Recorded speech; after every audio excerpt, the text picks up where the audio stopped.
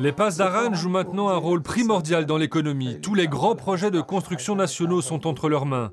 Autre chose, les anciens Pasdaran qui intègrent l'administration gardent toujours leurs liens avec les gardiens de la Révolution. C'était il y a 3 semaines, le jour de l'anniversaire de la Révolution islamique, la fête nationale en Iran. Sur la place centrale de Téhéran, des dizaines de milliers de personnes chauffées à blanc. Leurs ennemis, Condi Rice en sorcière ou George Bush en nazi, leur message, vive la patrie, vive le régime.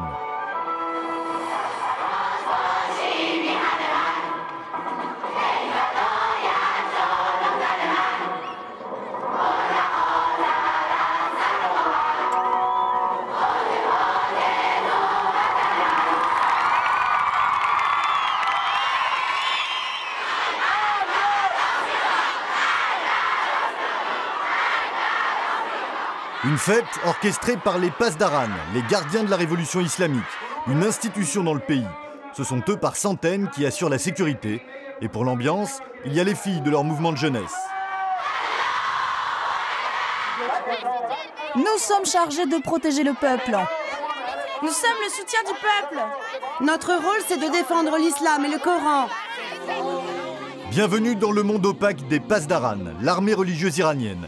Ils tiennent tous les secteurs clés du pays, la défense, l'éducation ou encore la recherche nucléaire. Et leur influence s'étend.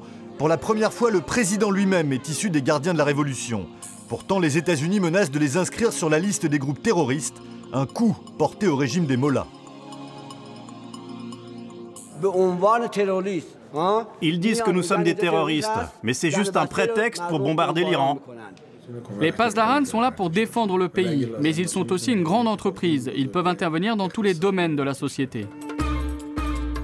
En Iran, il y a 2 armées, la régulière et la religieuse, celle des Pasdaran. Elle a été créée au lendemain de la révolution islamique par l'ayatollah Khomeini. Elle regroupe 120 000 hommes qui n'obéissent qu'aux ordres directs du guide suprême. Leur rôle, assurer par la force la continuité du pouvoir, les gardiens de la révolution, garants de la ligne dure du régime.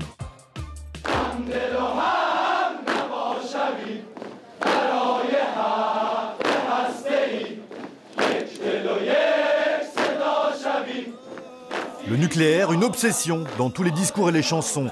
Normal, c'est un programme sur lequel les Pasdaran travaillent directement. Mais pas question de nous montrer leurs activités.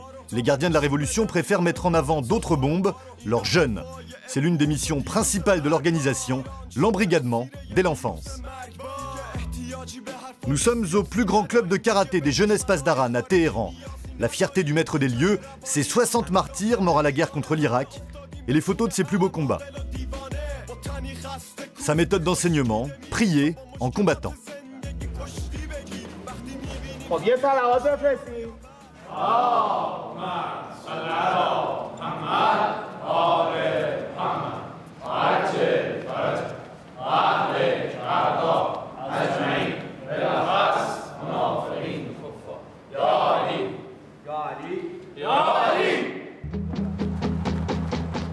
Dans ce club, un millier d'élèves de tous âges. Le soir, les 18-20 ans s'entraînent en tenue militaire. La philosophie de leur professeur, il faut renforcer le corps mais aussi la ferveur religieuse. Au programme, prière, combat et encore prière.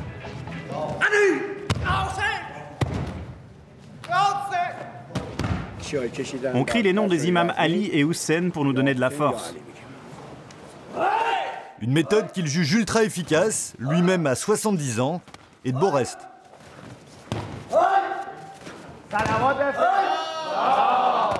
Ses élèves, dit-il, deviendront comme lui des soldats d'élite.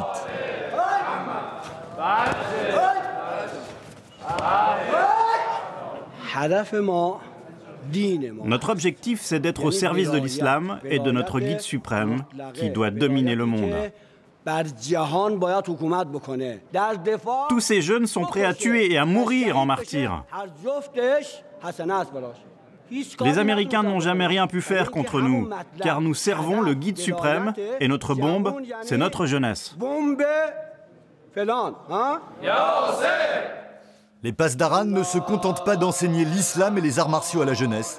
On les retrouve à tous les niveaux du pouvoir. L'opposition iranienne se fait discrète. Les journaux indépendants ont été fermés. Il ne reste que quelques sites internet qui critiquent le régime. Abbas Abdi écrit de chez lui les rares articles contestataires d'Iran.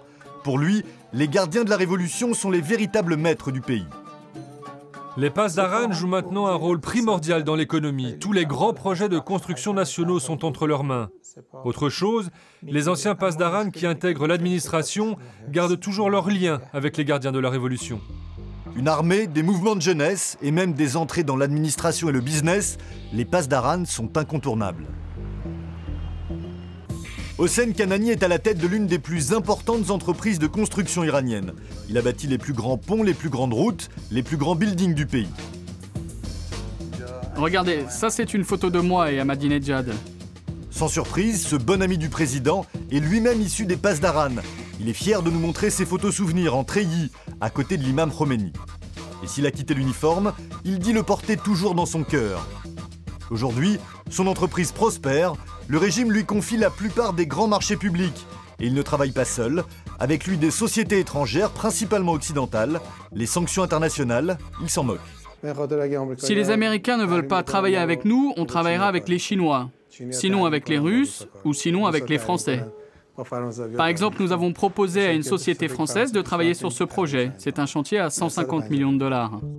Le patron s'en défend, mais les États-Unis accusent les entreprises comme celle-ci, affiliées aux Pasdaran, de reverser une partie de leurs bénéfices à la cause islamiste, des millions de dollars pour le djihad international.